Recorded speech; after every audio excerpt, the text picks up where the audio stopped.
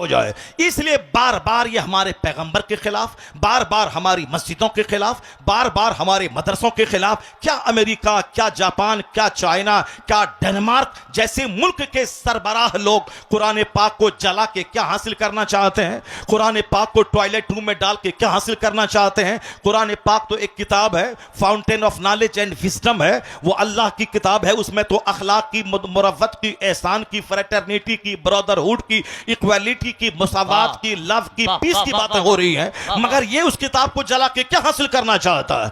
अलबत्ता ए मुसलमान, मैं आपसे कहना चाहता हूं, ये चंद कम पढ़े लिखे लोग अगर आपके कुरान के खिलाफ, आपके पैगंबर के खिलाफ बोलता है तो आपको नर्वस होने की कतई कोई जरूरत नहीं है। इनके पास इल्म नहीं है, ये नफरतों का चश्मा पहन के बोलते हैं। 7 समंदर पार का एक बहुत बड़ा रहनुमा, एक बहुत बड़ा राइटर, एक बहुत बड़ा पढ़ा लिखा आदमी वो क्या बोलता है? जिस 7 समंदर पार से हवाई जहाज मिलता है, जिस 7 समंदर पार से माइक्रोफोन मिलता है, जिस 7 समंदर पार से मोबाइल, लैपटॉप, कंप्यूटर, ये सारी चीजें हिंदुस्तान का कोई बहादुर नहीं बनाया है। ये सारी चीजें अमेरिका और यूरोप से आ रही हैं, क्योंकि हिंदुस्तान के लोगों को आपस में लड़ने से फुर्सत नहीं है, इसको टाइम बर्बाद करने से फुर्सत नहीं है। उसके नजदीक एक एक मिनट कीमती है, तो वो मेहनत क्या, दिमाग जला या माइक्रोफोन दे दिया। अब दुनिया के करोड़ों लोग माइक्रोफोन से फायदा उठा रहे हैं। जो आवाज 50 कदम तक नहीं जा सकती थी, 2 किलोमीटर दूर तक आवाज पहुंच रही है।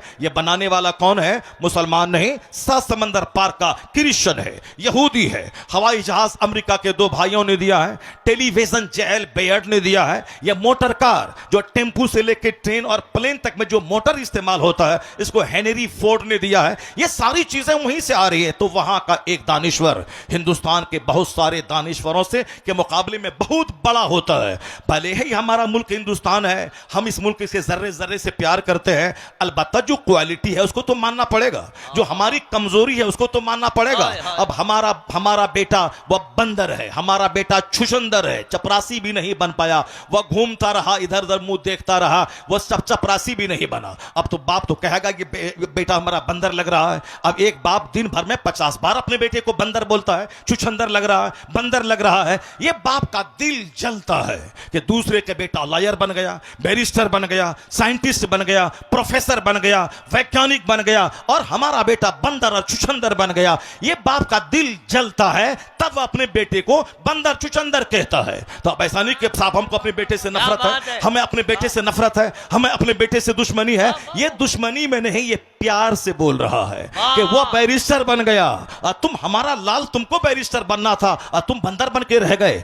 इसी तरह से हिंदुस्तान में अगर मैं ये बातें कहता हूं कि हमारे लोग नफरतों में जीते हैं, वक्त बर्बाद करते हैं, 3 घंटे सिनेमा हॉल में रहना, ये किस कदर अनफॉर्चुनेटली बदकिस्मती की बात है। मस्जिदों में 5 मिनट तकरीर लंबी हुई तो बोझ मालूम होता है, जलसे में 10 मिनट खिताब लंबा हुआ उलझन होने लगती है। ये 3 घंटा पैसा देकर आंख का जना जो नंगी औरतों को देख के होता है, उसका कोई मलाल नहीं है। ये बताइए, क्या हवाई जहाज ये दे पाएगा 3 घंटे फिल्म हॉल में गुजारता हो? ये कोई बड़ा काम कर पाएगा? नहीं, बड़ा काम वो करेगा जो एक एक मिनट को कीमती समझेगा, जो एक एक मिनट को अपने प्रेशियस समझेगा।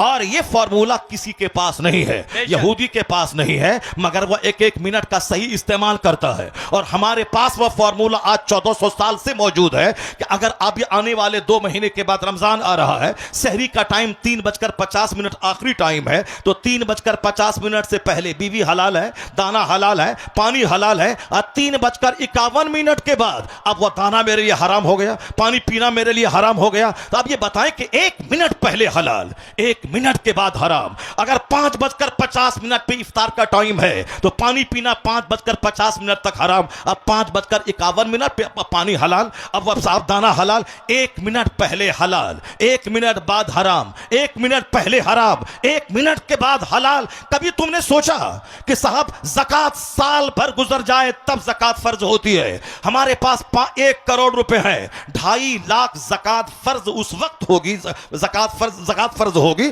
जब उस पे हौलाने हौल यानी साल गुजर जाए। अगर साल गुजरने से 4 दिन पहले मैंने सारा माल मैंने बिजनेस में लगा, सारा माल से मैंने जमीन खरीद ली, घर में लगा दिया, नहीं है ज़कात फर्ज। साल गुजरे तो ज़कात फर्ज है। कोई साल के 3 364 दिन अरफात के मैदान में बैठ जाए, उस पर वो हज नहीं होगा। हज होगा जिलहिज्जा की 9 तारीख को, हालत एहराम में कोई अरफात के मैदान से गुजर जाए हालत बेहोशी में भी वो हाजी कहला जाएगा। तो हाजी होगा कब? हालत एहराम में जिलहिज्जा की 9 तारीख को जो मैदान अरफात में रहे। तो 364 दिन रहा और उस दिन नहीं रहा तो वो हाजी नहीं होगा। तो जगह जगह का फर्क है, वक्त वक्त का फर्क है। एक एक मिनट हमारे लिए कीमती है। जिसके नजदीक 1 मिनट कीमती हो वो बंदा 3-3 घंटे सिनेमा हॉल में गुजारेगा। वो बंदा रात के 2-4 घंटे तक मोबाइल लेके फ्री फायर और गेम पबजी खेलेगा। इसका मतलब है ये कभी हवाई जहाज जैसी चीज दुनिया को नहीं दे पाएगा। जिस मजहब में एक एक मिनट कीमती हो, उस मजहब का मानने वाला अगर वक्त की कदर करे, एक एक मिनट को महत्वपूर्ण समझे और जिंदगी के एक एक लम्हात का सही इस्तेमाल करे, यहूदो नसारा तरक्की के फील्ड में इससे पीछे रहेगा, सबसे आगे मुस्तफा का गुलाम रहेगा। ये वक्त की कदर का इनाम भी मिलेगा, मुस्तफा की रहमतुल लिल आलमीन की खैरात भी मिलेगी। उसके पास मेहनत है, रहमत नहीं है। मेरे पास जब मेहनत आ जाए, मुस्तफा की रहमत रहेगी, कामयाबी कदम चूमेगी, कामयाबी कदम चूमेगी। हमारे पास स्ट्रगल नहीं है, हमारे पास मेहनत नहीं है, हमारे पास जद्दोजहद नहीं है। हमारे पास एक तमन्ना, सपना है, कब आसमान से सोने की ईंट मेरे घर में गिर जाए। हमारे पास एक उम्मीद है, कब मैं घर में पसनी लेके, कोदाल लेके खुदाई करूं, हीरे की हांडी मिल जाए, ताकि उसको छुपा के रखूं और धीरे धीरे जाके किशनगंज पूर्णिया में बेचूं और पूरे गांव का सबसे बड़ा मालदार बन जाऊं। यानी मुफ्त खोरी की आदत हमको लग गई है। जमीन से निकल जाए, आसमान से सोना बरस जाए, रात में रास्ते से गुजरूं तो कोई इसी ईंट से ठोकर लगे, मैं गिरूं, उसके बाद उठ के जब देखूं तो लगे कि वह ईंट सोने की ईंट है, उसको लेके मैं घर आ जाऊं और थोड़ा थोड़ा तोड़ तोड़ के बेचूं और बुलेट खरीदूं, फॉर्च्यूनर खरीदूं, 10 मकान बनाओ, ताकि सारा गांव के लोग जान ले कि साहब ये कुछ चमत्कार कहां से किया कि दौलतमंद हो गया। इसी इंतजार में करोड़ों लोग मर गए, दाने दाने को तरस के मर गए। अच्छा खा नहीं पाए, अच्छा पहन नहीं पाए, सजदा नहीं कर पाए, जो वहां जन्नती भी नहीं बन पाया और दुनिया में घर भी नहीं बना पाया। दोनों जहान की मायूसी हाथ लगी, मर गया। सोने की हांडी जमीन से नहीं निकली, मर गया। आम के पेड़ से हीरा नहीं फला। ये भी दुनिया में कहीं देखा आपने कि आम लगा दे वहां से हीरा निकल जाए, वहां गेहूं बो दे वहां से बासमती धान निकल जाए, हम लगा दें चना की खेती और वहां से हीरा निकल जाए। जब ऐसा नहीं होता है, ये इंतजार करना कि वक्त हमारा भी आएगा, हमारा भी वक्त बदलेगा, हम भी बदलेंगे। देख लेना, अल्लाह चाहेगा तो फिर हम अरबपति बन जाएंगे। अल्लाह चाहेगा तो दरवाजे पे जो आम का पेड़ है वो आम की जगह पे डायमंड आ जाएगा, गोल्ड आ जाएगा। अल्लाह के पास सब कुदरत है, लेकिन अल्लाह सब कुछ कर सकता है। अल्लाह का कानून भी तो कुछ है, अल्लाह का उसूल भी तो कुछ है, अल्लाह का ज़ाब्ता भी तो कुछ है। अल्लाह कादिर है कि बारिश के कतरों की जगह हीरे की बारिश बरसा दे। अल्लाह के पास ताकत है कि हम बोए धान वहां से हीरा निकल जाए। मगर ये अल्लाह का कानून ये नहीं है, अल्लाह का उसूल ये नहीं है कि अजमेर में जाके बैठ जाए, बोले बाबा बाबा हमको इंजीनियर बना दीजिए, हमारे बेटे को प्रोफेसर बना दीजिए, हम इलेक्शन में उठे हैं हमको विधायक बना दीजिए। अब बाबा वहां से बना दें, हम न मेहनत करें, न साहब स्ट्रगल करें, न जद्दोजहद करें और फिर बाबा के पास जाएं हमारा बेटा डीएम बन जाए। ऐसा नहीं होता है। बल्कि तरीका क्या है? तरीका यह है कि हम 10 घंटे पढ़ें, उसको 12 घंटे बढ़ा दें। एग्जाम करीब आए तो 18 घंटे पढ़ें, खूब मेहनत करें, मैट्रिक में 99% लाए, इंटरमीडिएट में 99% लाए, ग्रेजुएशन में 99% नंबर लाए। उसके बाद अजमेर चले जाए कि बाबा हमने मेहनत में कोई कमी नहीं की है, हमने 8 घंटे नहीं बल्कि 18 घंटे हमने पढ़े हैं, हमने मेहनत की है, हमने मैट्रिक से लेके इंटरमीडिएट से लेके 3 ईयर से डिग्री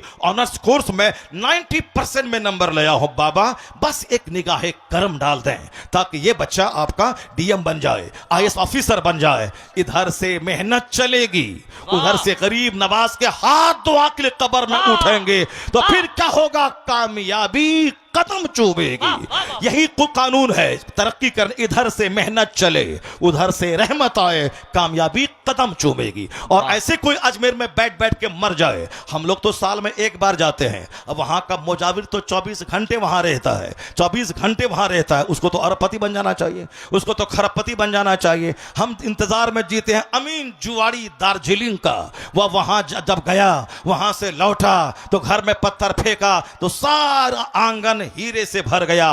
काश वही अमीन जुवाड़ी की तरह गरीब नवाज का करम हम पे हो जाए। करामतें कभी कभी दिखाई जाती है और रोजमर्रा की जिंदगी करामत से नहीं चलती है, रोजमर्रा की जिंदगी उसूल से चलती है, ज़ाब्ते से चलती है। मुस्तफा चाहते मदीने मुनव्वरा से ही फूंक देते, अबू जहल रास्ते में मर जाता, मक्का के काफिर रास्ते ही में मर जाते। मैदान बद्र जाने की क्या जरूरत थी, सहाबा कराम को शहादत पाने की क्या जरूरत थी, रमजान के दिनों में भूखा प्यासा रह करके एक खजूर खा करके लड़ के जन्नत जाने की क्या जरूरत थी। पता यह चला सिर्फ दुआओं से काम नहीं चलता, दुआ भी होगी, जद्दोजहद भी होगी। मुस्तफा मदीने से निकले, मैदान बद्र गए, वहां आपने कील कांटे दुरुस्त किया, लड़ने का सारा तरीका बताया। अगर मैसरा से हमला हो तो क्या जवाब देना है, मैमना से हमला हो तो क्या जवाब देना है, अगर हमारा ये शहीद हो गया बंदा तो फिर झंडा किसके हाथ में होगा, वो शहीद हो गया तो इस्लाम का झंडा किसके हाथ में होगा। ये सारे कील कांटे दुरुस्त किए, तलवार थमा दी, तलवार नहीं मिली तो खजूर की टहनी थमा दी, और उसके बाद आपने शहादत की फजीलत पे खिताब किया और सारे लोगों के दिमाग में शहादत की तमन्ना मौजसन हो गई। हुजूर ने जंग लड़ने के लिए और अल्लाह की राह में शहीद होने का शौक दिलाया।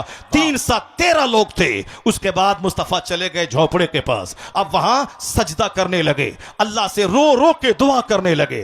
पर यही दुआ मदीने में कर सकते थे, लेकिन नहीं, खुदा की हिकमत क्या है, बंदा काम करे, बंदा जमीन पर फैल जाए, बंदा मेहनत करे, बंदा मुशक्कत करे। तो इसलिए मुस्तफा मदीने से चल के मैदान बद्र आए। पहले जंग लड़ने की, शहादत पाने की, अगर फतह हासिल हो जाए तो सारा क्रेडिट अल्लाह की मदद को देने की, वह सारा क्रेडिट अपने ऊपर न लेने की, जो एक इस्लामी क्वालिटी है, वह सारी बातें मुस्तफा ने अता कर दी। उसके बाद हुजूर दुआ करने लगे, इस कदर रो रो के दुआ कर रहे। कौन? दुनिया का सबसे बड़ा जर्नल, दुनिया का सबसे बड़ा रसूल, दुनिया का सबसे बड़ा पैगंबर, महबूबे परवरदिगार, जो मैदान जंग से, जंग शुरू होने से पहले कह दिया हो यहां उतबा मरेगा, यहां शैबा मरेगा, यहां अबू जहल मरेगा, और जिसके सामने मुस्तफा ने कहा था वो 1 इंच उस जगह से वो काफिर हट नहीं पाया। अबू जहल उसी जगह दम तोड़ा, उतबा वहीं मरा, शैबा वहीं मरा जहां हुजूर ने लकीर खींच दी थी। ऐसा जर्नल कोई दुनिया में मिलेगा जिन्होंने, ये मुस्तफा का मौजज़ा है, यह हुजूर की गैबदानी है जो आपने दिया। बाकी हिकमत क्या है, सिस्टम क्या है, सिस्टम वही, पहले लड़ने की, आपने लड़ने का शौक दिलाया, उसके बाद जिहाद करने के लिए मैदान जंग में फौज उतार दिया, लड़ने के लिए खूब आपने उभारा ताकि कोई बुज़दिली न दिखाए, मैदान जंग से न भागे। उसके बाद हुजूर दुआ करने लगे, इतने कदर रोते थे कि चादर कांधे से गिर गिर के नीचे आ जाती थी। उसके बाद सिद्दीक अकबर चादर उठा के कांधे पे रखते थे और कहते थे, सरकार जरूर आपका खुदा अपना वादा पूरा करेगा। आप क्या दुआ में कहते थे, इलाही तूने वादा क्या है कि फतह दूंगा, फतह नाजिल फरमा। इलाही अगर ये मुट्ठी भर फौज आज हार गई तो कयामत तक तेरी इबादत ना हो पाएगी। एक नाज के जुमले थे, रो रहे थे, अल्लाह से फतह की दुआ मांग रहे थे। डॉक्टर से के पास जाके दवाई दिलवा के तब दुआ करना है, तब रोना है। खेत में गेहूं लगा के तब दुआ करनी है, तब रोना है। अपने बच्चों को पढ़ा लिखा के तब दुआ करनी है, तब रोना है। ऐसे ही खाली खोली दुआ नहीं करनी है। मैदान बद्र में फौज ला के तदबीर करके तब मुस्तफा दुआ कर रहे हैं। इधर दुआ हो रही है, उधर 5000 फरिश्तों की फौज आसमान से जमीन पे उतर आए। वो फतह मिली मैदान बद्र में, वो फतह मिली, वो फतह मुबीन मिली कि आज यूरोप का दानिश्वर कहता है कि मुसलमान कैसे बर्बाद होगा, इस्लाम की बुनियाद कैसे कोई उखाड़ पाएगा, इस्लाम की जड़ें उसी दिन मजबूत हो गई है जिस दिन 313 को फतह मुबीन मैदान बद्र में मिली है। उसी दिन इस्लाम की इमारत स्टेबल हो गई है जिस दिन 313 को फतह मुबीन खुली हुई फतह मैदान बद्र में हासिल हुई। यही वजह है कि आज से इस्लाम फिर दोबारा पीछे पलट के नहीं देखा। 1400 साल गुजर गए, इस्लाम आगे ही बढ़ता चला जा रहा है। ये हमारी और आपकी कम कजफहमी है कि हम लोग समझते इस्लाम खतरे में है, ऐसा नहीं है। मैं बताता हूं आपको थोड़ी देर में ठहर करके कि इस्लाम का बढ़ता हुआ कदम किस बुलंदी पे पहुंच रहा है। अमेरिका यूरोप का कौन सा ऐसा दिन है जिस दिन कोई वैज्ञानिक वहां का कलमा पढ़ के मोमिन ना होता हो। पहले हम आपको इस्लामी सोच बता देते हैं कि जैसी तदबीर आप करेंगे उसी तरह का समाज क्रिएट होगा, उसी तरह की जिंदगी आपकी बनेगी। हम लोग जिस माहौल और जिस सराउंडिंग में रहते हैं हमारी सोच उसी तरह से डार्क बनती जा रही है। लेकिन यही सब सोसाइटी तो थी। किस तरह से लोग जीते थे उस जमाने के मालदार कैसे थे? आजकल के मालदार ज़िना करते हैं और कहते हैं रईस लोग ऐसे ही किया करते हैं। आजकल के लोग सूद खाते हैं, कहते क्या करेंगे, मालदार लोग ऐसे ही जिया करते हैं, ऐसे ही जिया करते हैं। गरीबों के मोहल्ले में चले जाएं, वहां जाके देखें झोपड़ी में ज़िना है, झोपड़ी में ताड़ी है, झोपड़ी में शराब है, झोपड़ी में जुआ है, वहां साहब चरस है, वहां अफीम है। जो गरीबी एक नेमत थी, गरीब मालदारों के मुकाबले में 500 साल पहले जन्नत जाएंगे। 500 साल पहले ये गुर्बत नेमत है। गरीबों से ज़कात का हिसाब नहीं होगा, गरीबों से हज की फर्जियत का हिसाब नहीं होगा, गरीबों से कुर्बानी का हिसाब नहीं होगा। कुर्बानी का हिसाब देगा वह मोटा ताज़ा जानवर किया या मरियल जानवर किया जिसके पर कुर्बानी वाजिब है। जिस पर कुर्बानी वाजिब नहीं है कोई सवाल नहीं, जाओ जन्नत जाओ। सदक़े फित्र वाजिब, ईदगाह जाने से पहले तुमने गरीबों के सदक़े फित्र निकाला, उसके खाने की खुराक का इंतजाम किया कि नहीं किया, यह अमीरों से सवाल होगा जो साहिब निसाब है। गरीबों से कोई सवाल नहीं। जाओ नमाज पढ़ी तुमने, रोजा रखा तुमने, जाओ जन्नत। न ज़कात का हिसाब है, न खैरात का हिसाब है, न सदक़े फित्र का हिसाब है, न कुर्बानी का हिसाब है, न हज का हिसाब है, कोई हिसाब नहीं। हज का हिसाब उससे है। हज फर्ज हुआ 20 साल की उम्र में, या हज करने जा रहा है 80 साल की उम्र में। तुमने इतना डिले क्यों किया? क्या तुमने वो हदीस नहीं सुनी? आका ने फरमाया था कि हज फर्ज हो जाए तो जल्दी से करो, वरना मुमकिन है कि कल पैसा रहे सेहत ना रहे, सेहत रहे पैसा ना रहे। जिसका हज का इरादा हो जल्दी से हज करे, और जो साहिब इस्तिताअत होने के बावजूद हज ना करे, मुमकिन है या तो यहूदी होके मर जाए या नसरानी होके मर जाए। ये सारा सवाल का जवाब देना है किनको? मालदारों को देना है। मिन ऐन इक्तसबहु व फीमा वज़अहु, from where you earn this, ये माल कहां से कमाया और किस रास्ते में खर्चा किया, ये तो हिसाब देना होगा। एक कदम बंदा क़यामत के दिन अपनी जगह से हट नहीं पाएगा जब तक ये सवाल का जवाब नहीं दे दे। माल कहां से कमाया और माल कहां खर्च किया? बच्चों की बर्थडे पार्टी में की खर्च किया, मकान की तामीर में खर्च किया, या जमीन पे जमीन खरीदने में खर्च किया? कहां खर्च किया? या बेटी की शादी में 5 करोड़ खर्च करने में किया, या बेटे की बारात में 100 गाड़ी स्कॉर्पियो ले जाने में खर्च किया? कहां? फीमा वज़अहु, in which ways you spent this.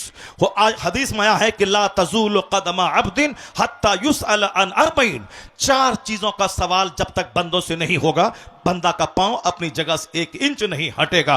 पहला सवाल होगा अन उमर ही फीमा अफना, अपनी जिंदगी को तुमने किस काम में लगाया? अपने यह बहुमूल्य जीवन, कीमती जिंदगी खेलने कूदने, दूसरों का मुंह देखने, सिनेमा देखने, लड़ाने झगड़ाने, थाने वाली की मुखबिरी करने, पुलिस वालों से साजबाज करके अपने खाते पीते भाई को जेल में फंसाने, जेल में डालने, केस में फंसाने में लगाई? किस काम में लगाई? किस काम में लगाई जिंदगी? सवाल होगा। चूंकि जिंदगी अल्लाह ने दी है, किसी के बाप दादा ने जिंदगी नहीं दी है। माँ बाप एक माध्यम है जिसके जरिए से बंदा पैदा होता है, असल पैदा करने वाला खालिक तो अल्लाह है। तो अल्लाह पूछेगा यह जिंदगी, कीमती जिंदगी, नाखुन लाजवाब